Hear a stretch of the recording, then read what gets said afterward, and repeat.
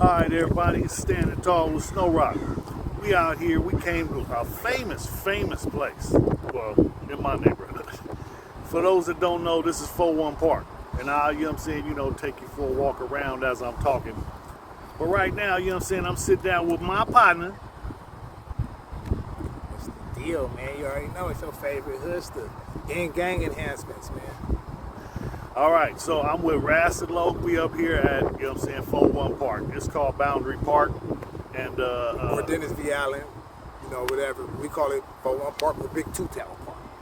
And just found out, you know what I'm saying, we was down at, what was it, City Council trying to get funding for a rec center, and I hear that there's supposed to be some planning for one. Yeah, actually, what we was down there fighting for was two, and one at the Brams, one in the coast. You know what I'm saying? And we secured funding for that. Stood up and stood tall and got that funding. Now, my barrio, Mount Hope, Choice View, historically disadvantaged. We ain't never had a sports team, a rec center, or nothing. If you was talented,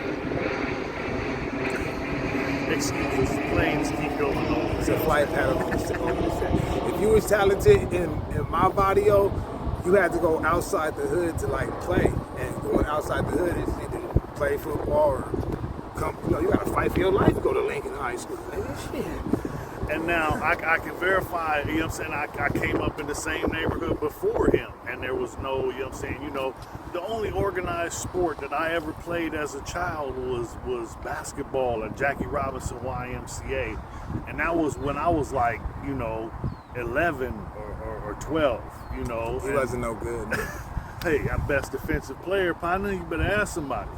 I was taller than everybody. I played for Troyes, for OG Lou. Shout out to Lou. We used to go, and the people we played against was South Crash, VP. So it's the hood was instilled in me early, even before I was, crippin'. Okay, so telling a little story about this park. This is not the original park. When I was a kid, this park was totally different. This is all new and has been remodeled and changed, because right here where I'm looking at, you can't see it right now, but behind the camera, all this was the community garden. And from the street to the building, it was just areas where people, that lived in this neighborhood came and grew, food to feed a family. And it was, I remember, I was bad. I was a kid, I'd go on people, I see some corn, I'll go grab me a stalk, ear of corn and just start grubbing. I was hungry.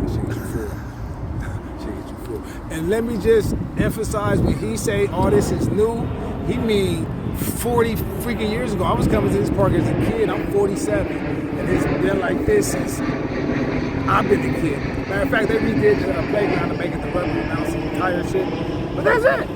Nigga, it ain't changed at all. Nigga, when I was 8, 9, 10, it was, so his new is 40 years ago. Yeah, well, this is, like I said, I grew up right here in the hood, and right behind me, is Costco. Everybody knows where Costco is at, on Market Street. Well, when I was a kid, where Costco is, that was a canyon that we called Jackrabbit Hill.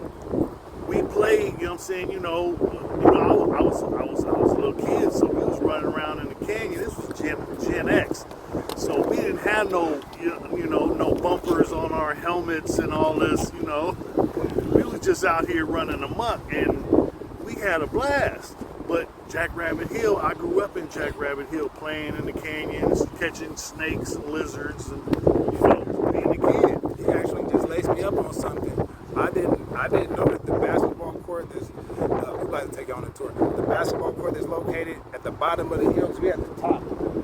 This tree on top of 41, the hill. You know what I'm saying? I used to play as a kid in this tree right here. You see right here. Yeah, I used to play as a kid. But he said the basketball court was over there more by Boundary, the other side of Boundary. I didn't know that. I thought it was always where it was. Yeah, like I said, all this was changed. They bulldozed and leveled all the ground out before. And then I remember, before it was Costco, it was another place, Gateway Center. Gateway Center. Yeah, this park is cracking. They used to have the jazz festivals. My homeboy Big Two Town, actually got shot here in 1994. Man, it was a hell of a loss. I got his name across the whole top of my back too. So, bam, first L that we lost in our crew. So this park holds sentimental value. And my big bro got shot here too. And ended up passing. So it's like a love-hate relationship with bittersweet. Man. This is Vivadio, man. This is home. This is where we grew up. You gotta take the good with the bad. I look, it's a trip because I look at some of the houses and a lot of stuff hasn't changed, but dramatically a lot of stuff has changed. What do you say changed? It's a lot of building going on right now. I see people building here and building here, and You know what the biggest change is though? You know what the biggest change is? Gentrification. It ain't no homies in the set that live over here like that no more. Back when I was coming up, you can't afford to live over it was a homie from Quail Street to Euclid. It was a homie or more that lived on every single block. And on both sides of the market. Yeah, like the police we hopped one fence and we in one of the homies' backyards. Like, man, it ain't like that no more. But gentrification. It's like that across America in all the ghettos and all the urban areas across America. That's real. And another thing is, I always wanted to own a piece of the set because we don't own shit. Then when the police come, put in an injunction, and you can't even come over there. Yeah. And then you know what I'm saying? Because I went through it in and out, in and out, in and out. You know what I mean? Since I was 9, I've been in the system. So I'm running from the cops. I'm, you know what I'm saying, on probation, parole, or some kind of, and they know. How can you not notice me? I glow. So you know what I mean, but that was a different part. I'm doing things different now. I'm trying to work with people, doing positive things in the community, trying to, better myself every day. And just to piggyback off what he said real quick about us not owning nothing in here, my mama lived right around the corner for 30 years. Before that, she lived on Foduce and Market for 15 years. We've been in the set forever. And when she passed, fucking landlord gave us 30 days to get out. I had to clean up all my mama's shit and packing and shit, hardest shit ever. We didn't own nothing, you know what I'm saying? That's the first time I haven't lived in a set, like when she passed in 2019. But anyway, No, he owns some real shit. He just ran on some real shit because, I'm at a position where, the house I was living in, they just, the people sold it or told us you got to get out so we could sell it because, the property value is up and they want to cash out before, the bubble pops or whatever. I don't know. All I know is, I was comfortable and somebody just told me you got to get out. Now, I got to pay, way too much for way too little. And that's the way it is all over California. Yeah, something needs to happen. They actually got bills on the ballot for rent control to where they can't gouge your rent. It has to be capped. Motherfuckers is chipping away at the system. The system is designed for us to fail, but motherfuckers making small victories, and we'll take them.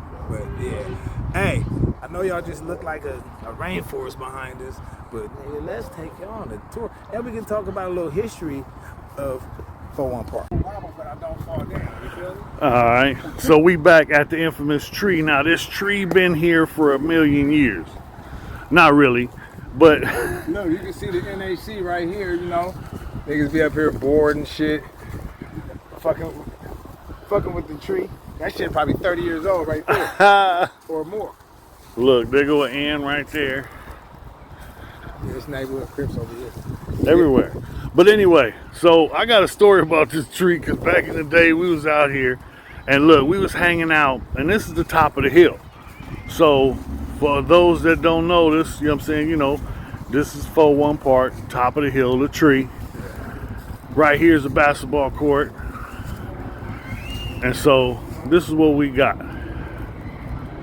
But now we was on this tree, it was about 4 or 5 of us, right? And the homie had a bottle of water.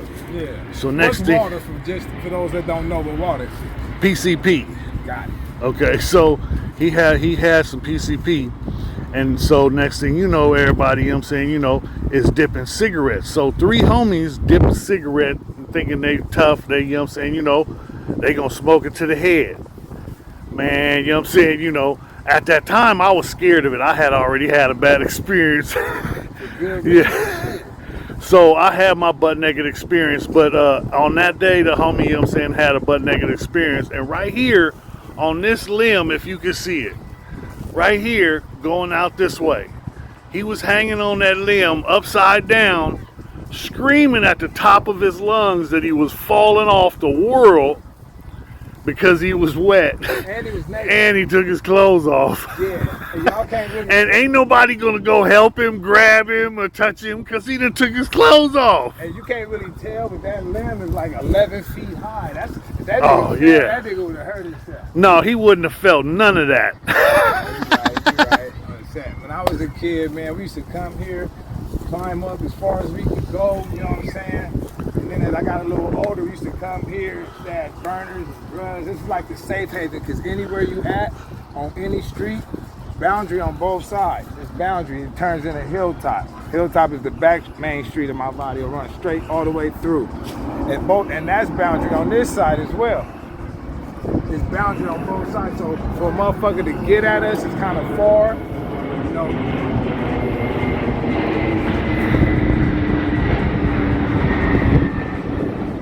See these planes? Look, I'm so used to the planes because when I was a kid, I used to try and stay in the shadow of the plane as it went down the street that I grew up on when I was a kid on my bike.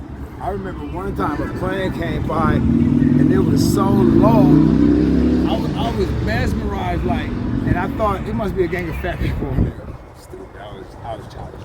But yeah, this tree, and like I was saying, how people really can't get at us from all them sides of the streets, it's always an exception to every rule.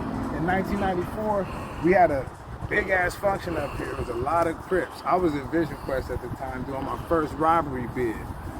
Homies up here deep, niggas come through busing, and my homie Two Tail got hit. And the homie Fuki from West Coast got shot in the arm. My nigga Two Tail passed. In 1994, bro, I was fucking 16 years old.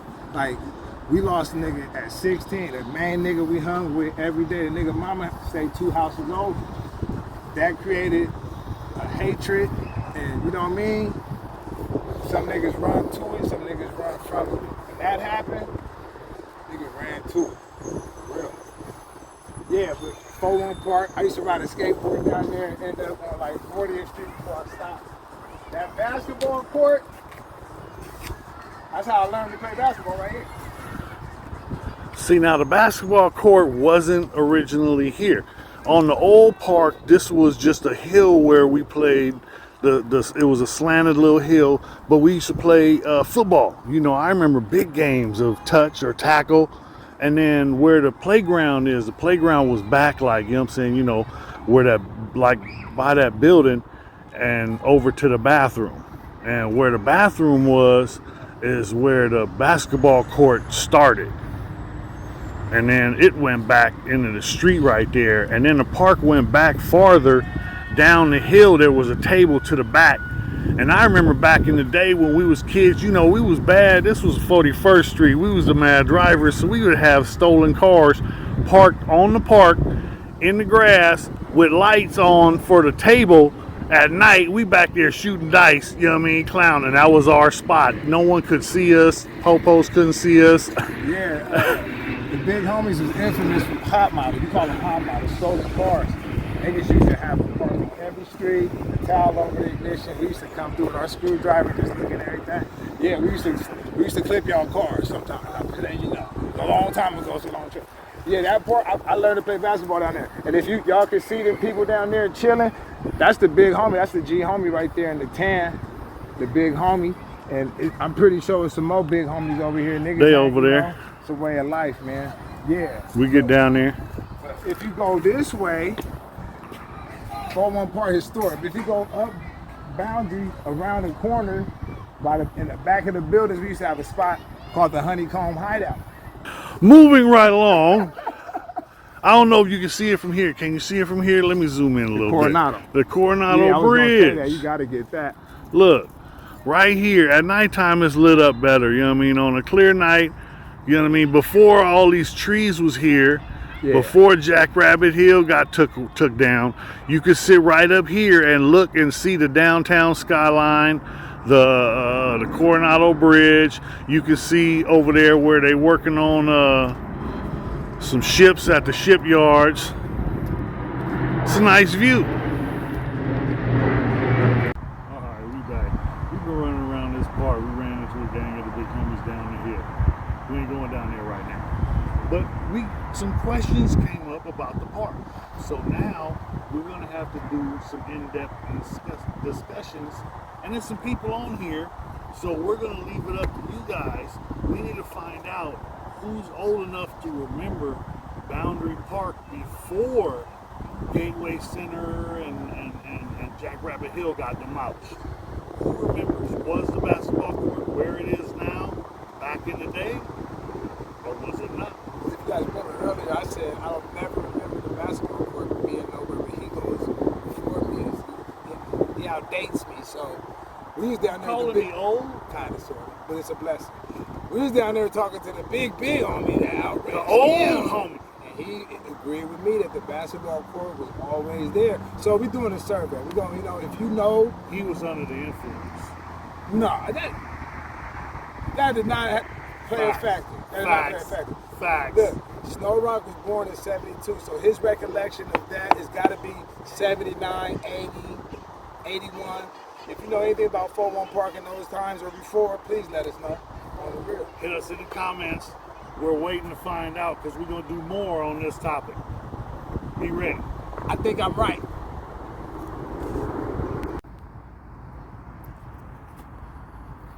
You want me, sir?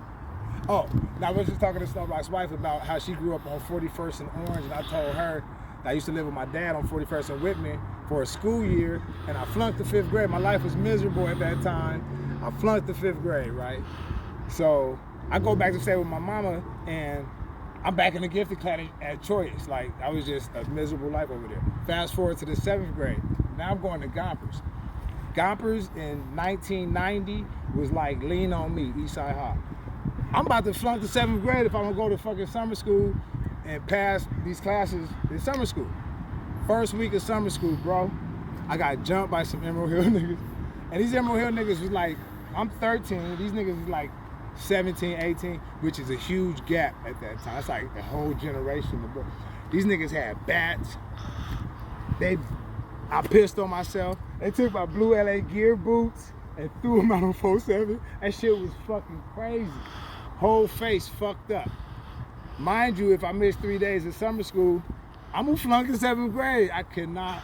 So I take 2 days off to recuperate, and I did back to summer school.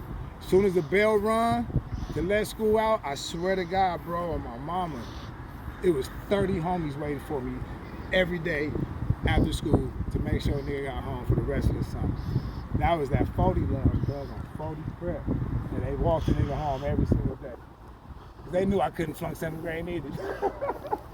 Nah, but that shit was, that's when a nigga knew it was love, bro. And that was like before niggas started playing with pistols and shit. So it was love back then, you know what I'm saying? That's when I knew, like, yeah, it's me body or home, you niggas love me, man.